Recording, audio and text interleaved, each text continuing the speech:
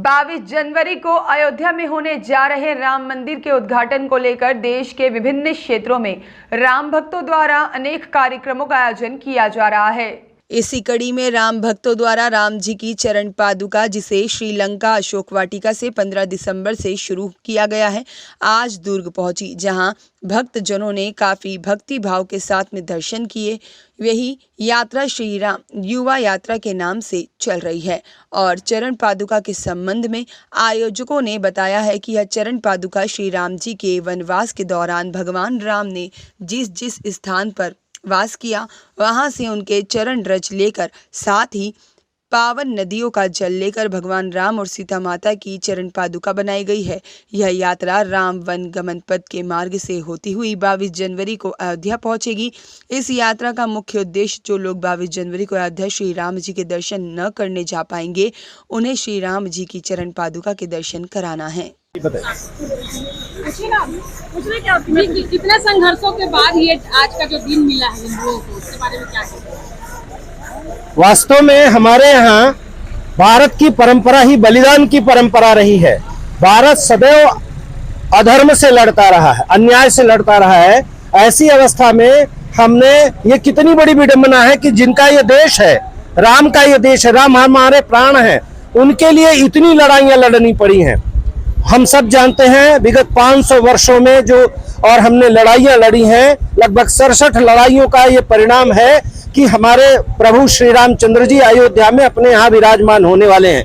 किंतु हम कभी परास्त नहीं हुए, हमने लगातार ये संघर्ष जारी रखा है और हम सब जानते हैं कि अंतिम संघर्ष हमारा 30 अक्टूबर 1990 को हुआ।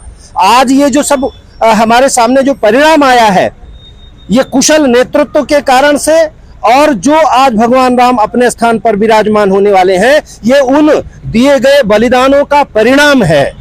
इसलिए हम सभी उनको न भूलते हुए भगवान राम आज विराजमान हो रहे हैं। और दूसरी बात, जहां भगवान राम वनवास काल में जिन जिन स्थानों पर गए थे, जिन्होंने उनका आतिथ्य किया है, जिन्होंने माँ सीता का आतिथ्य किया है, लक्ष्मण को सहयोग किया है, भगवान राम के चरण धुले हैं, उन सबको हम लोग निमंत्रित करने आए हैं कि अब आपके प्रभु का मंदिर बन रहा है, ये आपका मंदिर है। ये इसलिए राम से सबको जोड़ने के लिए विविध प्रकार की भाषावाद, प्रांतवाद, जातिवाद से ऊपर उठ करके संपूर्ण भारत को राम के नाम पर एक होकर के युवाओं को राम का आदर्श स्वीकार करा करके राम राज्य लाने के लिए यात्रा निकाली गई। मेरा नाम आशुतोष है, मैं इस यात्रा का राष्ट्रीय समन्वयक हूँ। हमारे साथ हैं आदरणीय विवेकानंद जी। ये सुदर्शन राष्ट्र निर्माण जो सुदर्शन टीवी चैनल है, उसकी गतिविधियों के प्रमुख है। कृपया इनसे बताइए आज क्या ये वही श्री चरण पादुका होंगे जो श्रीलंका से चल के अयोध्या में स्थापित होंगे? जी, एक भ्रम है कुछ लोगों को। अभी मुझे किसी का फोन भी आया था। वास्तव में ये पूरे देश में भगवान राम जहाँ जहाँ गए, उन जगहों की चरण रज लेकर के और नदियों का जल लिया गया, उससे ये चरण चिन्ह बनाए गए सीताराम के। ठीक है, जिनको हम लेकर के श्रीलंका गए थे, उनको हम लेकर के आए हैं। उन स्थानों पर पूजित, आशीर्वाद, विभिन्न मंदिरों से देवताओं के मिलन करा करके यह जो प्राण प्रतिष्ठित चरण चिन्ह है, इनको हम लेकर के अयोध्या जा रहे हैं। ये श्रीलंका से ही मतलब ये यात्रा शुरू होने का वजह? हाँ, अभी तक हम अयोध्या से श्रीलंका करते थे, लेकिन हमने कहा कि आज हम भगवान राम अपने महल में आ रहे हैं।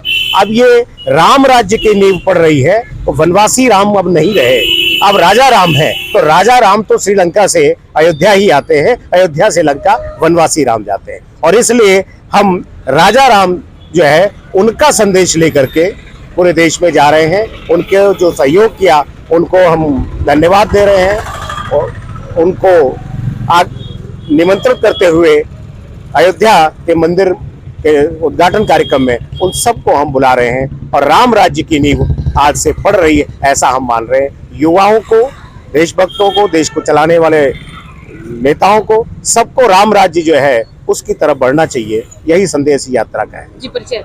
विवेकानंद दीक्षित, प्रभारी सुदर्शन राष्ट्र निर्माण। जी, बताएंगे प्रभु श्री रामचंद्र का जो चरण पादुका यहाँ से गुजर रहा है और आप लोग लंबे समय से आप लोग को इंतजार था और वो दिन आ गया है जब श्री राम जी का चरण पादुका गुजरा, आप लोग को कैसे महसूस हो रहा है? ऐसा है कि ये जो चरण पादुका है 15 दिसंबर से अशोक वाटिका श्रीलंका से निकला है और ये जा रहा है अयोध्या। ये श्री राम युवा यात्रा के नाम से चल रहा है और ये 22 तारीख को जाकर के अयोध्या में समाप्त होगी। उद्देश्य इतना है कि जो अयोध्या नहीं पहुंच सकते वो चरण पादुका का ही दर्शन करके दर्शन लाभ लेवे। और समाज में आज पूरे दुर्ग शहर के नगर भ्रमण का जो कार्यक्रम चल रहा है जिसमें लगातार जगह जगह लोग अपने हिसाब से स्वागत सत्कार सब कर रहे हैं और ये कार्यक्रम आगे पूरे निरंतर पूरे छत्तीसगढ़ में चलेगा। और साथ ही साथ अब दूसरे दिन 2 दिन बाद मध्य प्रदेश पहुंचेंगे, फिर वहां से इनका रूट जो बना हुआ है उसी रूट से फिर आगे बढ़ के अयोध्या आज जाएंगे। के दिन का कितने दिन से इंतजार था? बरसों से इंतजार था और उस इंतजार की घड़ी अब खत्म हो गई। अब अच्छा लगने लगा कि हम लोग अब राम राज्य की स्थापना करने जा रहे हैं। कितने सालों का संघर्ष आप लोगों को जो है विजय के रूप में मिला? 500 सालों के संघर्ष के बाद ये दिन हमको देखने पड़ रहा है, तो ये हमारे लिए खुशकिस्मती है कि हम सौभाग्यशाली हैं कि हमारे जीते जी हम प्रभु श्री रामचंद्र का मंदिर बनते देख रहे हैं। जय जय श्री राम। दीपमाला सिन्हा की रिपोर्ट।